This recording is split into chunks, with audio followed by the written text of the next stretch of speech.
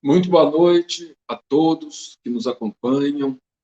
Nós estamos juntos mais uma vez para falarmos de Jesus, mais especificamente para falarmos de Jesus no Lar, o livro que estamos acompanhando dessa vez. Os contos que nós estamos acompanhando agora estão nesse livro, Jesus no Lar. Então, nós vamos hoje ler mais um conto desse livro, escrito por Neio Lúcio, por intermédio da mediunidade de Francisco Cândido Xavier. Mas antes de iniciarmos, gostaríamos de pedir a proteção e a inspiração do alto. Obrigado, mestre amigo, por estarmos reunidos aqui em seu nome. Que possamos compreender as lições da noite de hoje e colocá-las em prática em nossas vidas. Que elas possam nos auxiliar em nossa reforma, nossa transformação íntima, para nos aproximarmos de Ti. Que possamos refletir durante o fim de semana, durante a semana que vem, para aprender cada vez mais sobre essas lições do seu Evangelho, porque, embora não estejam oficialmente, muitas dessas lições não estejam nos Evangelhos escritos por Mateus, Marcos, Lucas e João, elas também fazem parte dos seus ensinamentos. E nós temos a satisfação e o privilégio de receber essas mensagens de um espírito como Neio Lúcio, que nos traz essas mensagens, esses contos tão sublimes para a nossa reflexão. Obrigado, Senhor, abençoe a todos nós, hoje e sempre, que assim seja. Então, a história da noite de hoje se intitula O Rico Vigilante. E, mais uma vez, eles estão na casa de Simão Pedro, e aqui fala que Tiago, o mais velho, porque eram dois Tiagos, né? Dois discípulos com o nome de Tiago. Então, o Tiago, o mais velho, em explanação preciosa, falou sobre as ânsias de riqueza, tão comuns em todos os mortais. E, findo o interessante debate doméstico, Jesus comentou sorridente. Então, eles estavam conversando e Tiago falando sobre as riquezas, né? Como nós temos ânsia, nós temos vontade, desejos, nós ansiamos as riquezas. Isso é muito comum entre nós. E a gente vê que as lições do Evangelho, geralmente, né, dessas mensagens que o Neio Lúcio traz para a gente, Jesus comenta depois que as pessoas trazem à baila algum assunto. Então, a gente vê que as lições que Jesus conta, né, as histórias, têm a ver com a vida prática das pessoas, com o que as pessoas estavam interessadas em saber, né? Jesus não estava aqui discorrendo sobre coisas utópicas, sobre ideias inúteis ou ideias fantasiosas. Não. Jesus estava aqui falando, né, histórias que pudessem orientar as pessoas nas vivências práticas, nas coisas práticas do dia a dia. Então, Tiago ali, o pessoal falando sobre riqueza, e Tiago falando da ânsia de riqueza das pessoas e tudo mais. E aí Jesus comentou e contou mais essa história que nós vamos ler agora.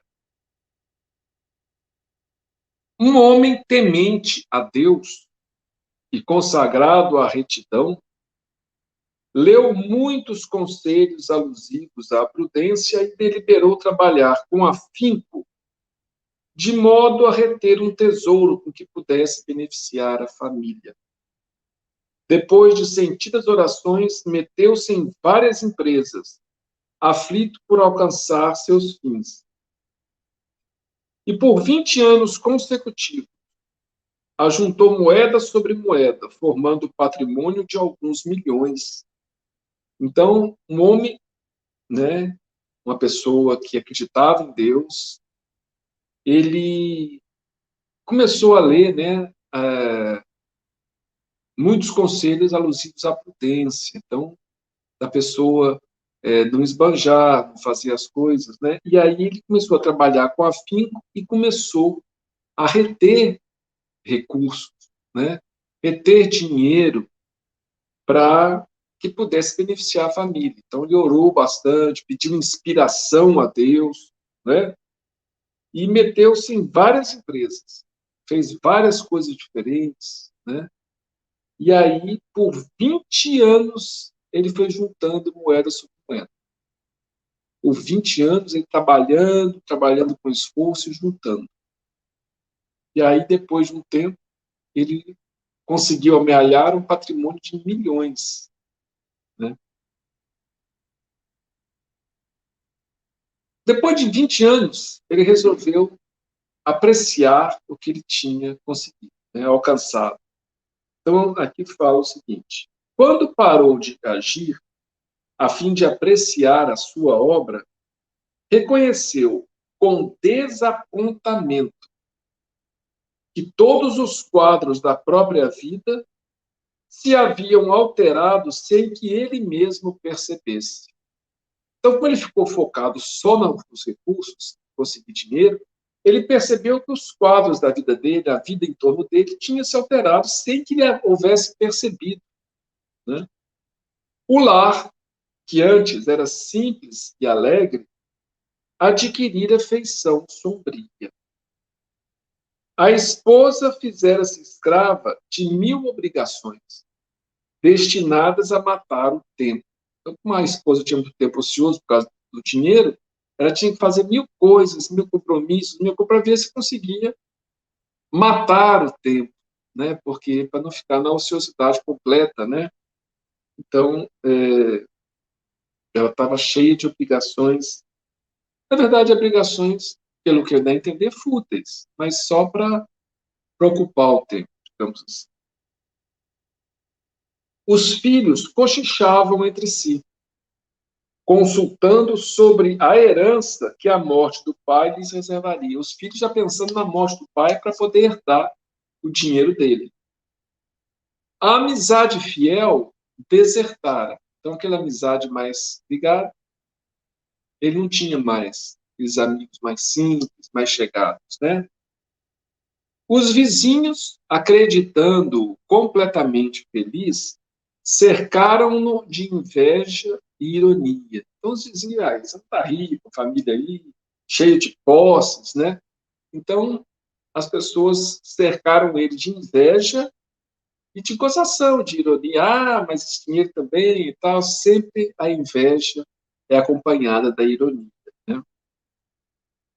As autoridades da localidade em que vivia obrigavam-no a dobradas atitudes de artifício, em desacordo com a sinceridade do seu coração. Então, as autoridades, né, certamente com eventos e tudo mais, ele era obrigado a comparecer, e aí, ali e tudo mais, mas não era uma coisa que ele gostava, porque ele gostava de uma coisa mais sincera. Essas cerimônias, muitas vezes, são muita hipocrisia, tem muita hipocrisia, né, muita falsidade, e ele não gostava disso. Os negociantes visitavam-no a cada instante, propondo-lhe transações criminosas ou descabidas. Então, os visitantes, sabendo que tinha dinheiro, propunha coisas absurdas para ele, né? Servidores bajulavam-no com declarado fingimento, quando, ao lado de seus ouvidos, para lhe amaldiçoar o nome, por trás de portas semicerradas. Então, os servidores bajulavam ele pela frente e amaldiçoavam o nome dele por trás, né? Em razão de tantos distúrbios, era compelido a transformar a residência numa fortaleza, vigiando-se contra tudo e contra todos. Então, medo, né? Tanta gente, né? Tanta gente mal intencionada, né? Ao redor dele, que ele transformou a residência numa fortaleza, cercando, vigilantes, etc., né? Certamente com muros e coisas desse tipo. Sobrava-lhe tempo agora para registrar as moléstias do corpo, e raramente passava algum dia sem as irritações do estômago ou sem dores de cabeça. Então, agora ele tinha muito tempo. Quando estava trabalhando com afinco lá, ele não tinha muito tempo para ficar pensando nele mesmo. Agora, ele já via que tinha problema de estômago, dor de cabeça e as coisas que ele tinha no dia a dia, por conta de não ter, de estar agora mais livre, né, por conta do acúmulo de dinheiro. Em poucas semanas de meticulosa observação, concluiu que a fortuna trancafiada no cofre era motivo de desilusões e arrependimentos sem termo. Então ele viu que a fortuna só tinha trazido para ele desilusões e arrependimento. Isso porque ele, durante 20 anos, ele só se dedicou a isso. Então não é por conta da fortuna em cima, da maneira com que ele agiu. Ele esqueceu a família, esqueceu os amigos, esqueceu tudo, e aí ele ficou só focado na fortuna. E aí as pessoas em volta dele também. Quem ficou em volta dele também ficou com o mesmo tipo de pensamento, né? Em certa noite, porque não mais tolerasse as preocupações obcecantes do novo estado, orou em lágrimas, suplicando a inspiração do Senhor. Então, depois de tanta preocupação, tanta coisa, ele fez prece, né, pedindo ajuda a Deus. Depois da comovente rogativa, eis que um anjo lhe aparece, um mensageiro de Deus, né? O anjo quer dizer um mensageiro de Deus. Lhe aparece na tela do sonho e lhe diz, compadecido. Então, ele pediu ajuda, né? Fez uma prece, e nossas preces sempre são atendidas, né? Para o nosso bem, às vezes não como a gente gostaria, mas nesse caso ele pediu orientação, e essas preces sempre têm. Não necessariamente que algum anjo vai aparecer para a gente, mas a gente sempre tem a inspiração, a orientação, né? Porque os amigos espirituais, nosso anjo guardião e tudo mais, eles têm essa função de nos orientar desde que a gente peça. No caso dele, durante o sonho, né, ele viu o anjo, ele viu o espírito superior, né? E aí o anjo falou para ele: toda fortuna que corre à maneira das águas cristalinas da fonte é uma bênção viva. Toda fortuna que corre, feito um rio, né? Feito as águas da fonte, é uma bênção viva. Mas toda riqueza é repouso inútil, é poço venenoso de águas estagnadas.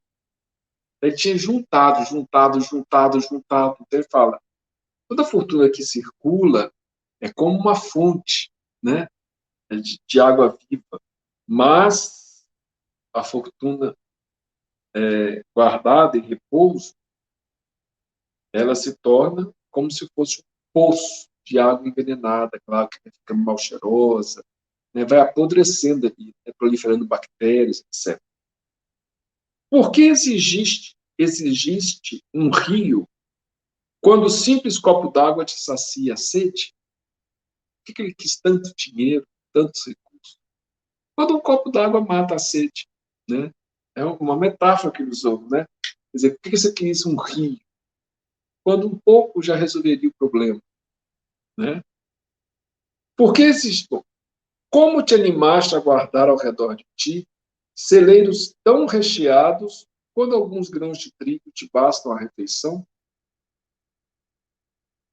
Por que celeiros tão recheados, tanta coisa guardada, se um pouco de trigo já resolve o problema da fome, né? Que motivos te induziram a amontoar centenas de peles em torno do lar, quando alguns fragmentos de lã te aquecem o corpo em trânsito para o sepulcro? Para que juntar tanta pele? Então, juntou, né?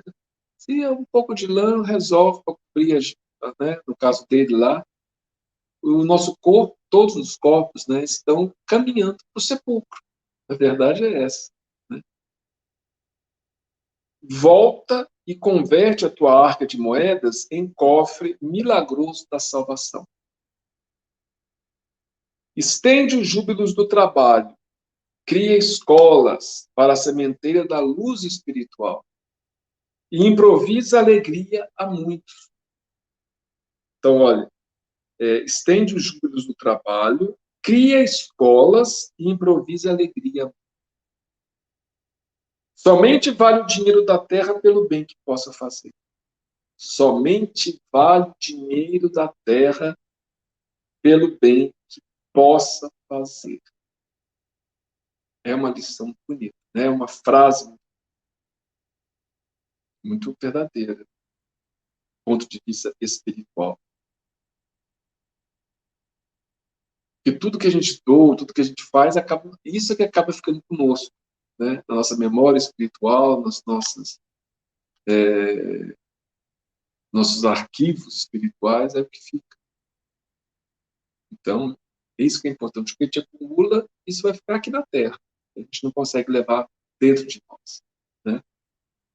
Sob indizível espanto, o caçador de ouro despertou transformado, e do dia seguinte em diante, passou a libertar as suas enormes reservas, para que todos os seus vizinhos tivessem junto dele as bênçãos do serviço e do bom ânimo. Então, ele começou a usar esse dinheiro. Desde o primeiro sinal de semelhante renovação, a esposa fixou com estranheza e revolta. Nossa, está gastando nosso dinheiro, né? Etc. Ela pensou. Os filhos odiaram-no. Os filhos odiaram. E os seus próprios beneficiados o julgaram louco. O mesmo pessoal que estava recebendo achava que ele estava louco, né? Todavia, robustecido e feliz, o milionário vigilante voltou a possuir no domicílio um santuário aberto, e os gênios da alegria oculta passaram a viver em seu coração. Então, ele começou a sentir alegria, né? A vida dele melhorou intimamente, embora as pessoas em volta achassem que ele tivesse louco, né? Silenciando o mestre, Tiago, que comandava a palestra da noite, exclamou: Senhor, que ensinamento valioso e sublime! Jesus sorriu e respondeu: Sim, mas apenas para aqueles que tiverem ouvidos de ouvir e olhos de ver. Então, sem dúvida, né, a questão do dinheiro sempre foi um problema, muitas vezes, né? É a solução, o dinheiro, né, é a solução para muitos problemas, mas também pode ser um problema se a gente não souber usar. Como ele fala aqui nessa frase, né? Somente vale o dinheiro da terra pelo bem que possa fazer. E pelo bem, quando pensamos no bem, às vezes podemos pensar nos empregos que gera, né? Os benefícios que gera para as pessoas. Então, tudo isso é um bom emprego do dinheiro. E a pessoa que emprega assim se sente feliz. Essa história lembrou aquela que li certa vez no livro do John Rockefeller. John Rockefeller foi, na sua época, uns 150 anos atrás, o homem mais rico do mundo.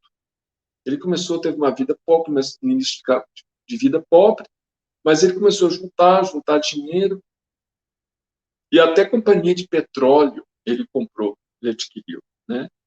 Era uma pessoa extremamente rica, mas, assim, com 33 anos, ele juntou o primeiro $1 milhão. Naquela época, $1 milhão é como se fosse 100 hoje, né? Ou 1 bilhão hoje, talvez, né? E aos 43 ele ganhava $1 milhão por semana. Mas ele estava acabado, aos 53 anos ele estava acabado, por conta das preocupações. Ele dizia que, apesar de todo o dinheiro que ele tinha, ele nunca dormia uma noite sem pensar que podia perder tudo aquilo. Então ele não vivia uma vida feliz.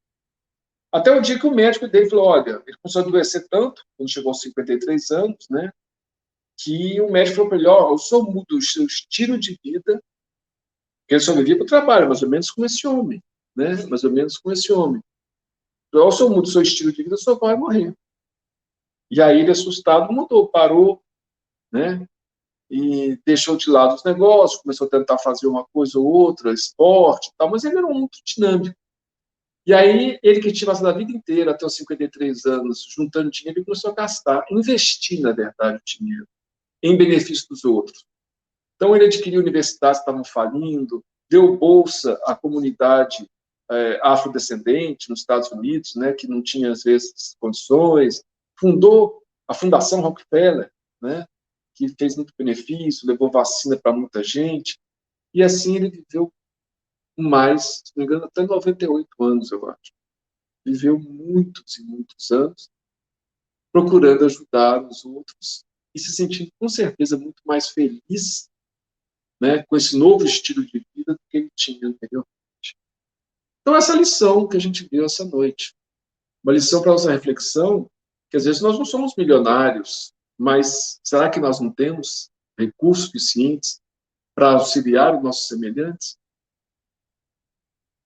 Às vezes o que a gente acha que é pouco, às vezes para outra pessoa é muito. Às vezes um recurso que a gente dá para pagar um aluguel de alguém, ou às vezes a gente monta algum empreendimento e gera emprego, né? Enfim, a gente tem que ver qual a melhor maneira para usar os recursos materiais que Deus colocou em nossas mãos. Porque o único uso realmente favorável para nós mesmos é aquilo que a gente faz com esses recursos em favor do nosso semelhante, do nosso próximo. Então fica aqui, né, a mensagem, né, a reflexão da noite, uma mensagem que não é grande, é uma história verdadeira, né, que Jesus conta, mas lembrando do homem, que às vezes a gente vai usar o dinheiro de uma maneira em benefício dos outros, e as pessoas que estão em volta da gente, a gente vai, às vezes as pessoas não vão compreender. Mas o importante é a gente estar em paz com nossa consciência. E ensinar também as pessoas que convivem conosco a bênção que é poder auxiliar nossos semelhantes, né? Então, muita paz a todos, um ótimo final de semana, que Jesus continue nos abençoando, nos orientando, nos inspirando sempre, e que possamos nos desapegarmos aos poucos dos bens materiais, enquanto ainda estamos aqui, porque se desencarnarmos apegados a esses bens, sofreremos muito no plano espiritual.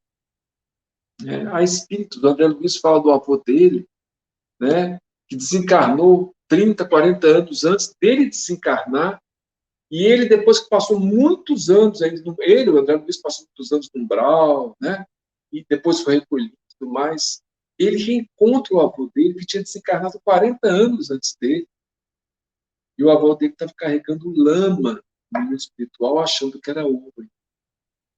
Tamanha fascinação, a ilusão da posse, né? Então é muito triste. Já espíritos presos, né, a joias, né? O Chico conta uma coisa interessante, né? Existe aquela história que uma família pediu para o Chico, né?